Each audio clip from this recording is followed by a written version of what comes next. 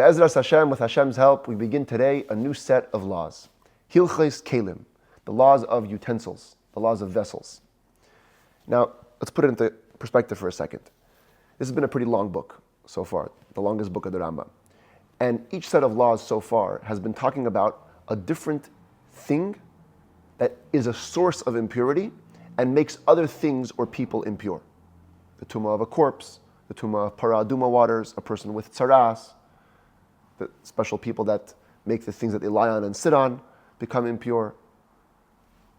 The carcass of an animal, the rodent, all those things, and food was the last set of laws.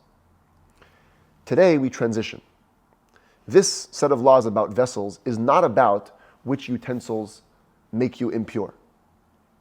This is about defining what is called a utensil according to Jewish law in relation to the laws of impurity. Because we've mentioned Keilim many times already. A corpse can make Keilim Tameh. An Av HaTumah, any primary source of impurity, can make Keilim Tameh. Any Rishon HaTumah, first degree, cannot make Keilim Tameh. But we've kept on mentioning the concept of Keilim without defining it. What classifies as Keilim, as a vessel or utensil in regards to Jewish law of impurity? That's what this set of laws is about. That's going to be a long one, close to a month, 28 chapters, to define which utensils are called a keli and which is not. And funny enough, the Rambam actually tells us that in the beginning of the set of laws. Typically, what does the Rambam do in the beginning of a new set of laws? He tells us which mitzvahs we're going to be discussing in this set of laws. Right? For the first time, I believe, in the entire Rambam, this set of laws doesn't have a mitzvah. Because it's basically one element that relates to all the previous sets of laws. As the Rambam says, let's read it inside. Inyan elu ha'halachos. He doesn't say, like he always says, yesh bichlalan, there's included in this one or two mitzvahs. He says, the content of these halachas, of this set of laws, is leida, is just to know, kelim shemekablin tuma, mikol elu hatumais, which utensils could contract, could become impure from all of these impurities that we've talked about till now, the whole beginning of the 10th book. The kelim she'enan mistamin, and which utensils are not considered utensils, they don't become impure from all of these sources of impurity. The ketzad mistamin hakelim umitamin, and how utensils go about contracting and transmitting impurity. So there's no one mitzvah we're going to be discussing here, it's just about defining utensils. In fact, the longest tractate in the entire Mishnah is the tractate of Keilim. Also about the same topic, defining utensils. And it's going to be a journey, but as we've done till now, we take it day by day, chapter by chapter, and we get through it. It says that Rambam mubir inyan zeh beprakim elu. The explanation of this concept, not of these mitzvahs, right, like we usually have, of this concept is going to be coming in the following 28 chapters, God willing. Perek Rishon, the Rambam begins, chapter 1. Halacha Aleph. Shiva mine kelim hein. There are 7 types of utensils, 7 types of materials, shemekablin tuma min hatayra, which are considered to be biblically able to become tameh. The elu hein, and they are all the ones mentioned in the Torah, as the Rambam will soon give us the psukim. But he first tells us the materials. Habgadim, clothing. The hasakin, sackcloth. Uklei oir, utensils made from leather, like a pouch or a purse. Uklei etzem, utensils made from bone. It's very common in those days to make utensils out of animal bones. Uklei matches, metal utensils.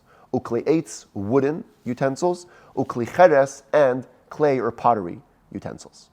How do we know these are the 7 types of kelim according to the Torah? Harehu aimer, because it says in one context, when talking about shratzim, talking about rodents, so it says if a rodent falls onto a utensil, the utensil becomes tameh. And the Torah lists, what does it say? Nikol kli eitz, if it's any wooden utensil, oy veged, or cloth, oy oir, or leather, oy sok, or sackcloth. So here we see 4 out of the 7. Wood, cloth, leather, and sack. And then, will be klimatches nemar, when it comes to metal, it says in a different context, it's actually in an interesting context, when they fought the war with Midian, towards the end of Moshe's life, the Jews came back with lots of spoils. And that's when Moshe Rabbeinu gave the Jews the rules of toiveling, of immersing utensils that come from a non-Jewish ownership before we use them. Because there's a level of impurity. And that's how we know metal. Moshe Rabbeinu said, Aches hazav ve'esakosef, all golden utensils, all silver, and he continues, copper and iron and tin and lead, all these different metals. So from there we know that metal is considered to be the fifth type of utensil.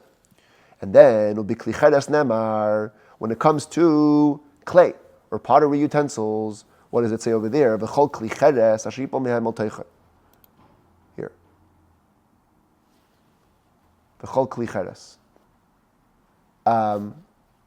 Any of the pottery utensils from which, same concept, the shratzim.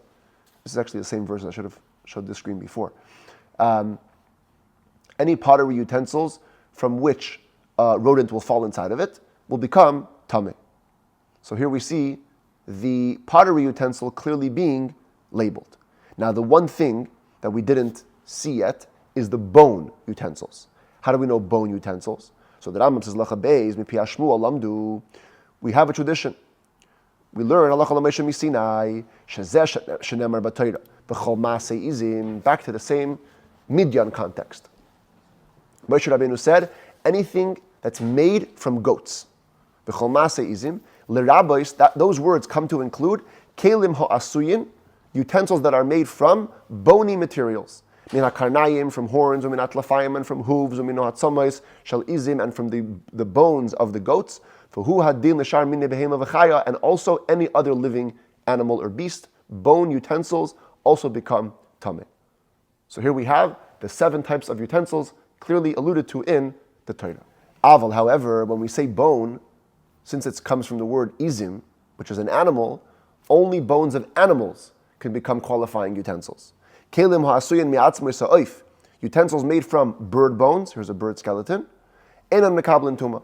They are not considered halachic utensils. They will not become tameh if something tameh touches them.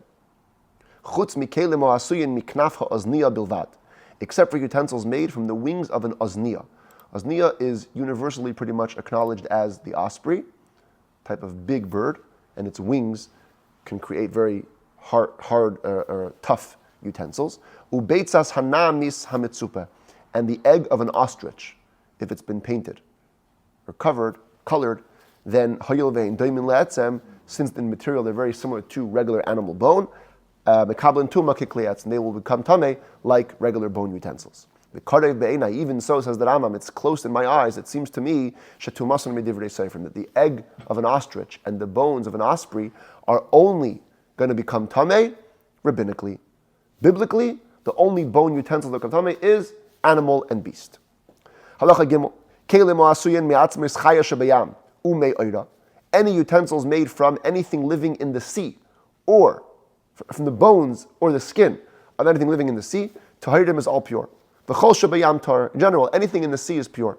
Ve'ein mekabel tuma min ha'tumais, v'lei tumas midras, it cannot become tameh in any of the forms of impurity, not even midras, where a zav or one of his friends will step on it. Af ha'edeg beged, mitzemer hagadol bayam, even if a person weaves a piece of clothing from the wool which grows in the sea, we call this algae or moss, ein mekabel tuma, it will not become tameh. Shanemar, because the pasuk says, when it talks about clothing, the verse we had before, oy veged oy oir, cloth or leather. Torah puts together cloth and leather. Mipi hashmu alamdu. To interpret this, we have a tradition that says, ma beged min hagadol ba'aretz, af min hagadol ba'aretz. The same way cloth only becomes tameh if it grows from the ground on earth, so too leather has to grow from the ground on earth, from a regular animal, not this algae, this moss stuff. Chiber min hagadol bayam, min hagadol ba'aretz, if you attached material that's made from algae or moss to regular cloth from earth, afilu chutay mashiach, even one strand or one string, one thread, im chibrei chibur, shemeisim es shneim, ki'ilu hin echad latuma. If you connected it in a way which would cause them both to be considered a single entity for impurity, sheim nitmazeh yitamezeh, that if one becomes impure, the other becomes impure, harei hakol makabel tuma, that everything indeed will become tameh. And we actually had a partial list of this in the laws of para aduma, chibur latuma. If we can go that far back, the concept of connected or attached with regards to impurity, typically when it comes to threads or cloth, it means if you go 2 ways, a double stitch, then the 2 materials become one. Halacha daled yira'eli, it seems to me, says the Rambam, shehakelim ha'asuyin me'oir ha'oif.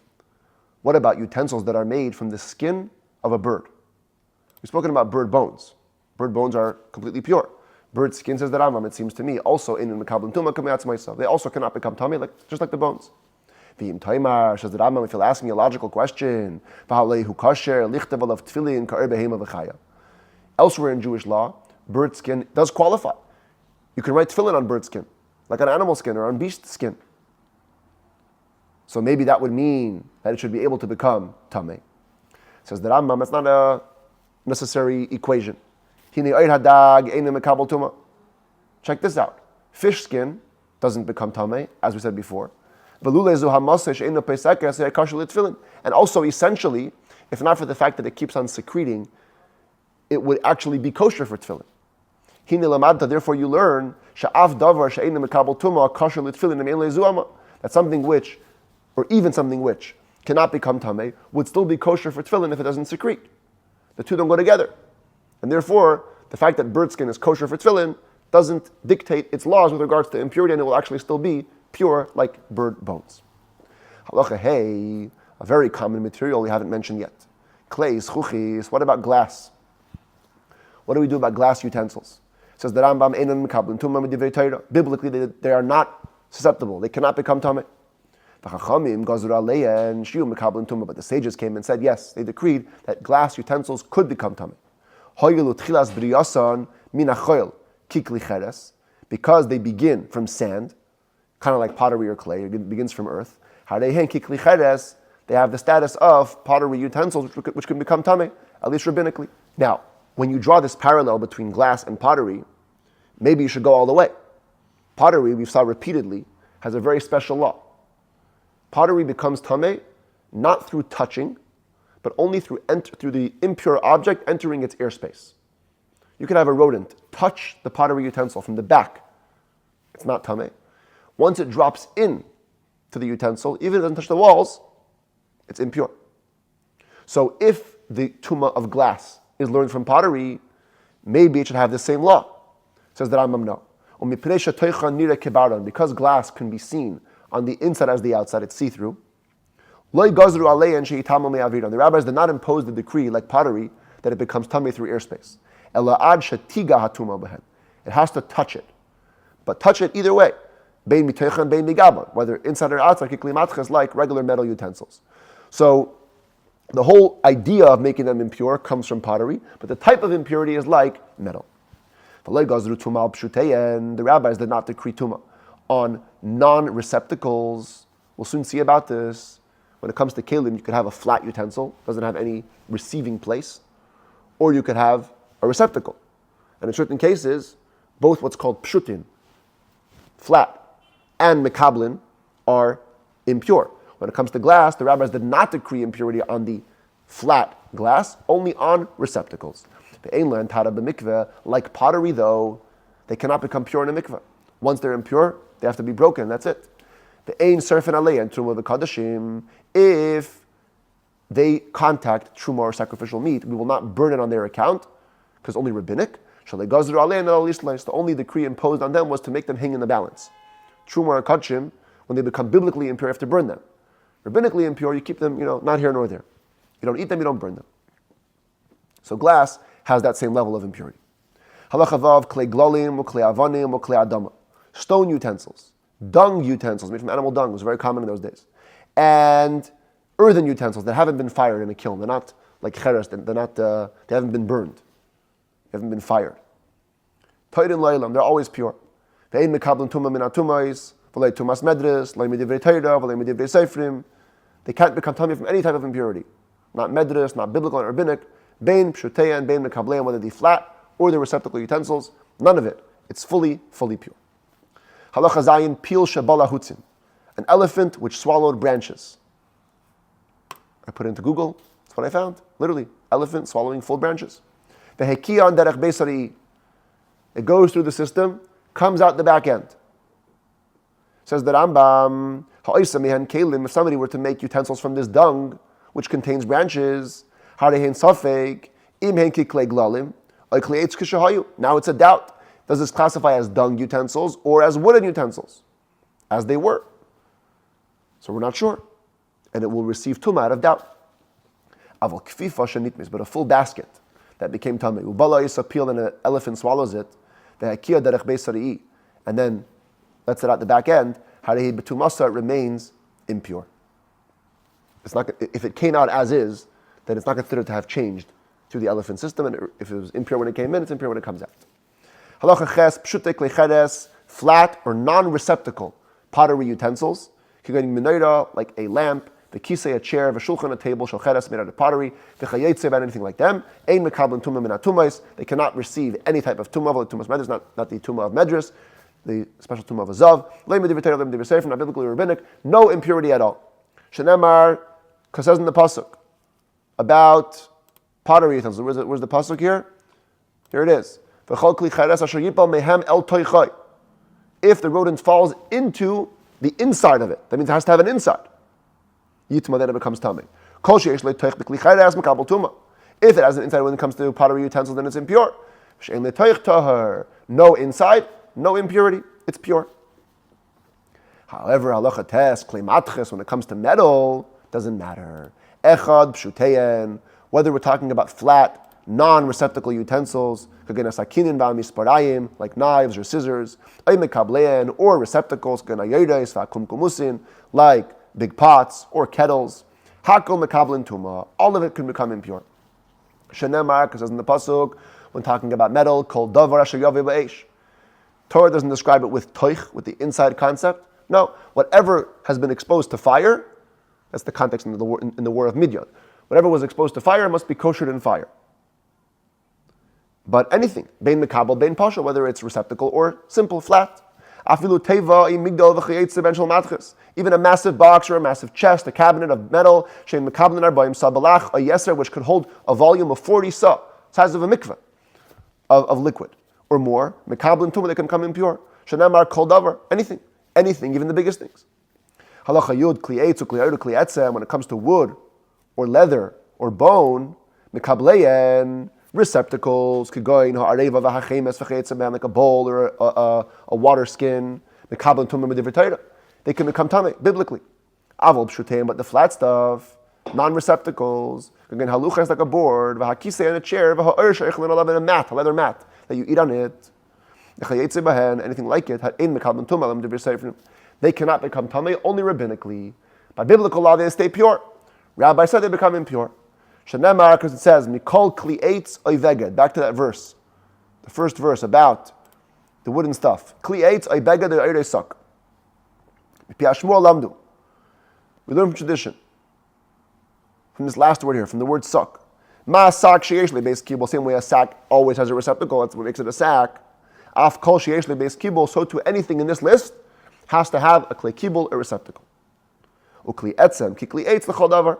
Bone utensils, although not derived from this verse, rather from this verse, Ma'aseh Izim, as we saw before, nevertheless, halachically has the same status as wood. So whatever laws dictate wood has to be a receptacle, also bone.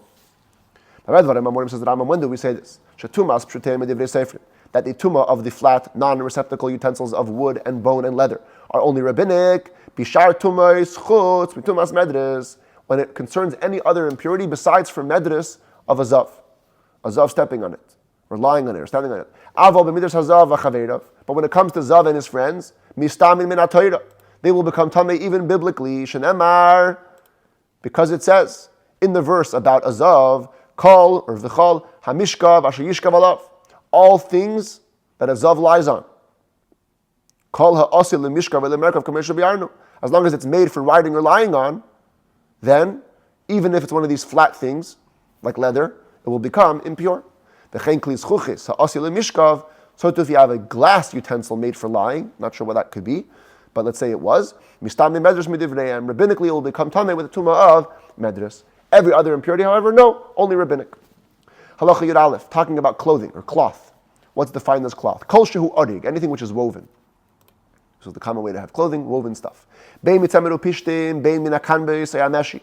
it's wool linen, which is classically what Torah refers to as cloth, or from canvas is hemp or silk, or anything else that grows on the ground. Is called cloth when it comes to impurity. Felt is also considered like clothing when it comes to impurity and could become impure. Halacha Yud Beis hasak. What's defined as sackcloth? It's these strands of hair, animal hair. Sorry, hagedulim, not gedulim. They're braided like a chain, or they're woven like cloth. But it's not thin threads, it's very thick threads. Whether it's made from goat's hair, or from camel wool, or from the tail of a horse or a cow, or things like that. Doesn't matter if it's woven again, like a classic sack or classic bag, or or a braided one, like a chain used in holding down a donkey, a muzzle of a donkey, by things like that. Point is, that's called sackcloth. But rope or strings, strands that are spun, whether from hair or from wool, linen, never become tameh. They're not classified as beged or sok. They do not contract impurity at all. Any utensils made from goyme's rush, and from types of willow, and from reeds, and from the branches of palm, and from leaves, and branches of and from bark of trees, and from other types of reeds. Kfifos is a type of a compartmentalized box. It had multiple boxes made from these things typically. Like a wicker basket, v'hatraskalin is more of a regular classic basket, v'hamachtzalois and mats, v'hamapotzes and large mats, hakol b'klal kli ha'etz. All of these are included in wooden utensils. Shahakol gadol min ha'aretz ke'etz, that all grows from the ground like wood. Talking about pottery, echad kli cheres, ve'echad kli neser l'chol davar. Doesn't matter whether it's actual classic pottery or neser is a material very similar to that. In other contexts, neser is a type of a soap or detergent, lye. But here, it's a reference to a material that's very similar to cheres. And when we talk about cheres, kol kli ha'asui me'afar min ha'afares, it means any utensil made from dirt, any type of dirt.